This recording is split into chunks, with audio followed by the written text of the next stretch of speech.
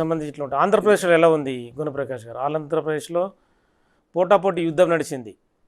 So వాళ్ళు మేము ప్రభుత్వం, కూటమి ప్రభుత్వం అంటుంది, ఇటు జగన్ కూడా నేను ప్రభుత్వాన్ని ఏర్పాటు చేస్తా అంటున్నాడు. పోటాపోటీ మీరంటారు, పోటాపోటీ ఎట్లయితుంది అంటే రెండు వైపుల స్టేట్మెంట్లు, రెండు వైపులా నేను 100 సీట్లకు తక్కువ రావని జగన్, కూటమి అంటుంది మాకు. చంద్రబాబు గారు 99లో 2020 విజన్ అన్నాడు కదా ఆంధ్రప్రదేశ్ అప్పుడు. 2004 ఏమైందన్నా? తిరుపతి కొండ మీద అయినాక ముందస్తు ఎన్నికకు పోయింది కదా, స్కూళ్ళకి వెళ్ళి గిళ్ళకి వెళ్ళి సింపతి అంటే ఏమైంది సార్? రిజల్ట్ అయిపోయింది కదా. అనుభవజ్ఞుడు కావాలని విభజన జరిగిన తర్వాత ఉప ఎన్నికల్లో డిపాజిట్లు పోయినా కూడా, డిపాజిట్లు పోయినాయి కదా సార్ టీడీపీ.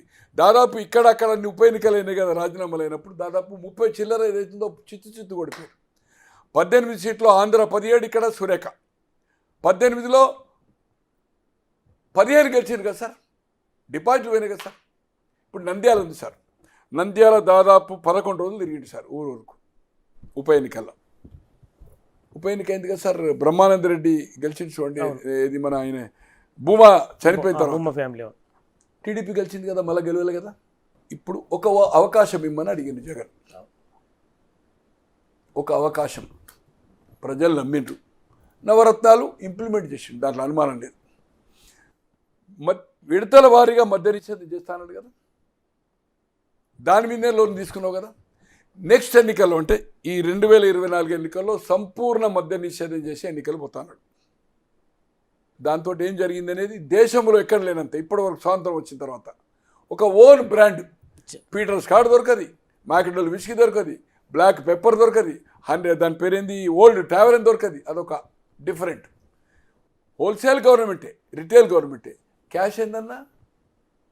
ఆటో ఛాయ్ కొట్టు 10 రూపాయలు, అదేంది ఫోన్పే అంటున్నారు, దాని పేరేంది గూగుల్ పే అంటున్నారు, ఇంకేదో ఉంది కదా, అన్ని 3-4 పేలు వచ్చినాయి కదా, నాకేం తెలియదు అనుకోండి. తో నీ లిక్కర్ కోట్ల రూపాయల టర్న్ ఓవర్ అయితే అంటే క్యాష్ ఏంటి? దాంతో 1000 మంది చనిపోయారు. అది తాగుపోతే లిక్కర్ అంటే నా దగ్గర ఇప్పుడు మీకు ఫోన్ రికార్డు దీనికి అవసరం లేదనుకోండి, మీకు చూపెడతాను నేను ఏది లిక్కర్ అని. దాంతో ఒక హాఫ్ అన్ అవర్ స్టోరీ అంటే చెప్పగలుగుతాను, ఒక 5-6 రోజుల తర్వాత కావాలంటే చూద్దాం. చెల్లిని యూజ్ చేసుకున్నాడు కదా, తల్లిని వెలగొట్టిండు కదా. వివేకం గారి మర్డర్ ఏమన్నాడు, దాన్ని నారాసుర రక్త చరిత్రాన్ని మొత్తం పెట్టుకున్నాడు కదా, దాన్ని సిబిఐ అన్నాడు కదా. ఆయన వచ్చినాక ఎందుకు ఇవ్వాలన్నా? సార్ సిబిఐ అరెస్ట్ చేయడానికి వస్తే ఈ దేశ చరిత్రలో ఎప్పుడన్నా ఒక స్థానిక పోలీసు అడ్డుకున్న సంఘటన ఉందా? నిజంగానే కడిగిన ముత్యము, నేను కన్విన్స్ అయ్యాను. నువ్వెవరా కన్విన్స్ కావడానికి? Who are you? నీకు నిజంగానే చిత్తశుద్ధి ఉంటే సిబిఐ వచ్చినప్పుడు నువ్వు వచ్చేయాలి కదా. 2 రోజులు ప్రతిఘటించిండు కదా, పోలీస్ ఫోర్స్ అక్కడ పెట్టిండు కదా, హాస్పిటల్ ఉంటే వాళ్ళ తండ్రి ఉంటే ఎవరు, అవినాష్ రెడ్డి, మొత్తము 1000 మంది ఉన్నారు కదా అక్కడ, పెట్రోల్ కూడా పెట్టుకున్నారు కదా. అంటే నీవు ముఖ్యమంత్రి ఉండే కదా, ఆయన రక్షించినట్టే కదా. ఈరోజు ఏమంటున్నాడు, నన్ను ఎందుకు డైనాసిటీ అంటే కుటుంబం అంటారు. రైట్, రాజశేఖర రెడ్డి గారు 89 లోక్సభ పోయాడు, అంతకుముందు సమితి ప్రెసిడెంట్ ఎవరు, వివేకం గారు. 89, 91, 96, 98 ఎమ్మెల్యే ఎవరైనరా? వివేకమే కదా. ఈయన ఎమ్మెల్యే వచ్చినాక ఎంపీ ఎవరైనా 2004లో 2009లో వివేకానంద రెడ్డి గారా. 2004లో నీవు పోటీ చేయక తండ్రి ముఖ్యమంత్రి అయిన తర్వాత వివేకానంద రెడ్డి గారు రాజీనామా చేయని ఫోర్స్ చేస్తే ఢిల్లీ పోయింది కదా డైరెక్ట్గా. సోనియా గాంధీకి ఈ స్పీకర్ ఇచ్చే ముందు అడుగుతుంటే నథింగ్ డూయింగ్. వివేకానంద రెడ్డి గారు మీరు రాజీనామా చేస్తే మీ కుటుంబ సభ్యులకేమో టెల్ రాజశేఖర్ రెడ్డి గారు చెప్పండి, I'm not going to accept, నువ్వు రాజీనామా ఇవ్వకు, ఇస్తావు నీ కుటుంబ సభ్యులకు టికెట్ ఇవ్వవు. వాపస్ వచ్చాడు.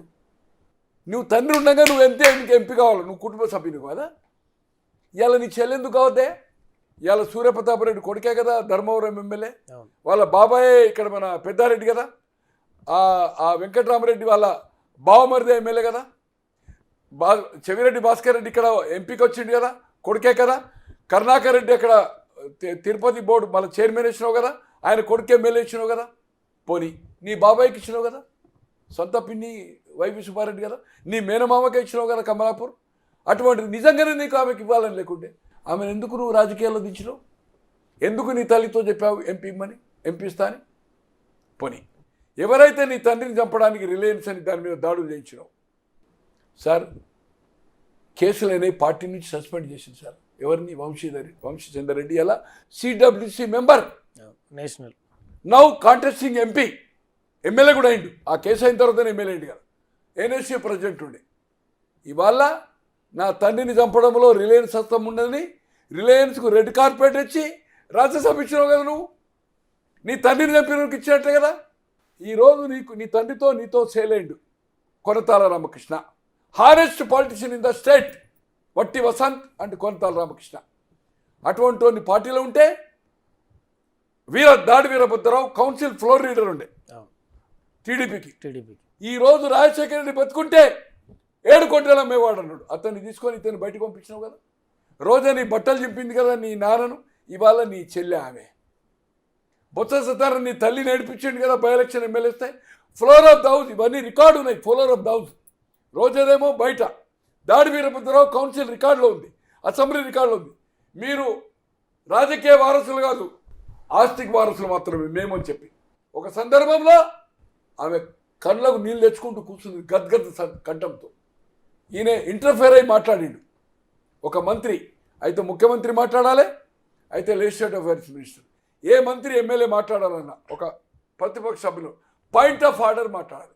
పాయింట్ ఆఫ్ ఆర్డర్ అడిగి point of order ruling Kaul శంకర్ని మెన్షన్ చేసి ఎస్ అలో స్పీకర్ అంటేనే మాట్లాడాలి. ఎవడు పడితే వాడు ఎలా వాడు నీ తండ్రి లాంటి వాడా. నేను అడుగుతున్నా మీ బిగ్ టీ ద్వారా జగన్మోహన్ రెడ్డి గారిని ఆ పార్టీ సపోర్ట్ చేసేవాళ్ళని. 2004 కంటే ముందు ఏముండనే ఒక పవర్ ప్రాజెక్ట్ చెప్తే సాక్షి ఎప్పుడు వచ్చింది? దాని తర్వాతనే కదా. భారతీ సిమెంట్ తర్వాతనే వచ్చింది కదా.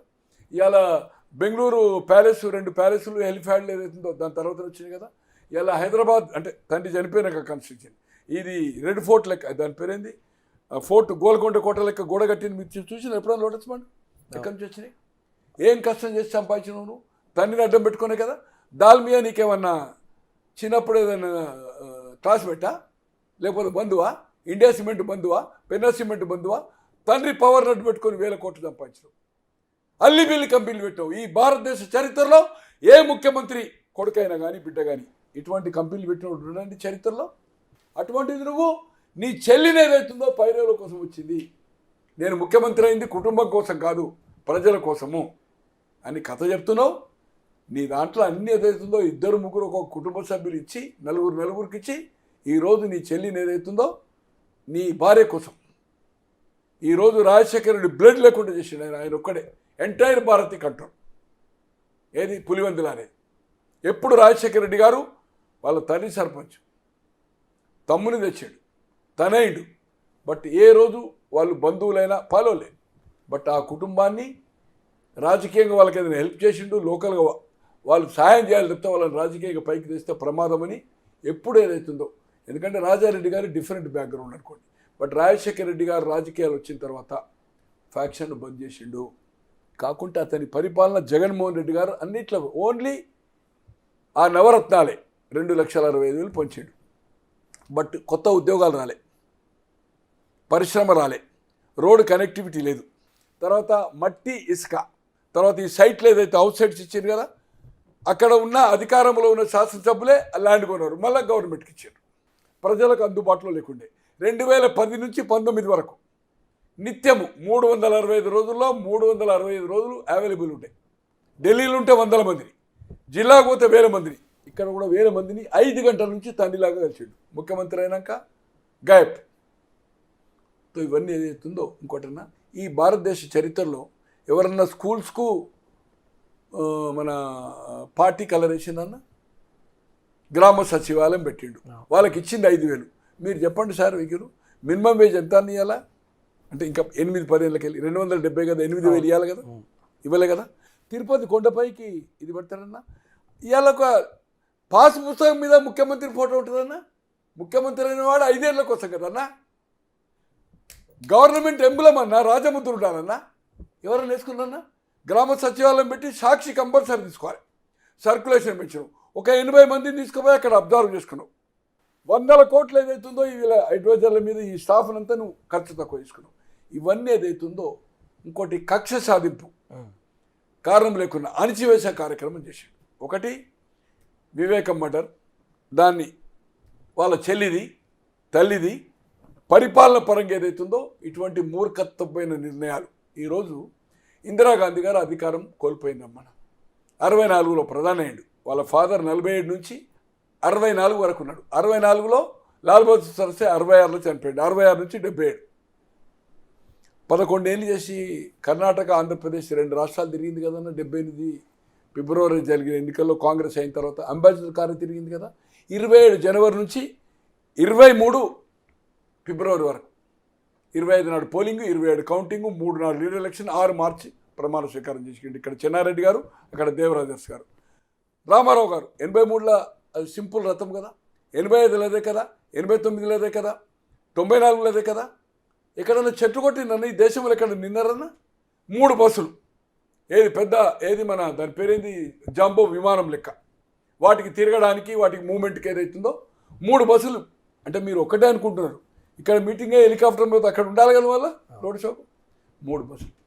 తో ఈరోజు రాష్ట్రాన్ని భ్రష్టు పట్టించి రాజకీయ విలువలను, సిస్టమ్స్ను కొలాబ్ చేసిండు కనుక ఈరోజు ప్రజలు ఏదైతుందో అతనికి వ్యతిరేకంగా తీర్పు ఇవ్వడం జరుగుతుంది. పోటీ అనేది ఏమీ లేదు. వ్యతిరేక తీర్పు వస్తుంది. వ్యతిరేకతతోటే ఈ పోల్ ఇంత పెరగడానికి కారణము కసిగా పోయినరు. ఇక్కడ ఒక్కడి నుంచి కాదు, ఇతర దేశాల నుంచి కొన్ని 1000 మంది కావచ్చు. తమిళనాడు నుంచి నియర్ అబౌట్ 1,00,000 పోలింగ్. అట్లే కర్ణాటక నుంచి దాదాపు 4-5 లక్షల మంది అంటుంటారు. 4 to 5 lakhs ఫ్రమ్ కర్ణాటక. ఏది చిత్తూరు కావచ్చు, అనంతపూర్ కావచ్చు, ఏదైతుందో జాబ్ చేసే వాళ్ళు కావచ్చు, అక్కడ వ్యాపారాలు హోటళ్ళు బంద్ చేసుకొని వచ్చేసారు. అవి మనకు ఎక్కడ కనిపించలే. నేను వాకప్ చేస్తే అక్కడి నుంచి కూడా ఏదైతుందో కొన్ని ఆ ప్రాంతాల నుంచి కూడా వచ్చారు కసిగా. ఈరోజు పోలింగ్ కావడానికి కోసం ఏదైతుందో అతన్ని ఓడించడానికి తప్పితే అది అతనికి టర్నప్ కాదు. అంటే ఆంధ్రప్రదేశ్లో జిల్లాల వైజ్గా కూడా ఎవరికి హెడ్స్ వచ్చే అవకాశం ఉంది, ఎవరికి లో సీట్స్ వచ్చే అవకాశం ఉంది. అంటే ఈ ఓట్ ఏదైతే పోలింగ్ శాతం పెరిగిన నేపథ్యంలో పెరగడం అనేది వ్యతిరేకతతోనే పెరిగింది. సార్ 19లో మీకు గుర్తుండుంటుంది కదా, 9 గంటల దాకా పోలింగ్ అయింది కదా, 10 లక్షలు కుంకుమ ఏదో పంపించింది కదా, ఆన్ గోయింగ్ ప్రాజెక్ట్ అని. రాత్రి బారులు తీరింది కదా సార్ లేడీసు. రిజల్ట్ ఏమైంది సార్? Only 23 seats.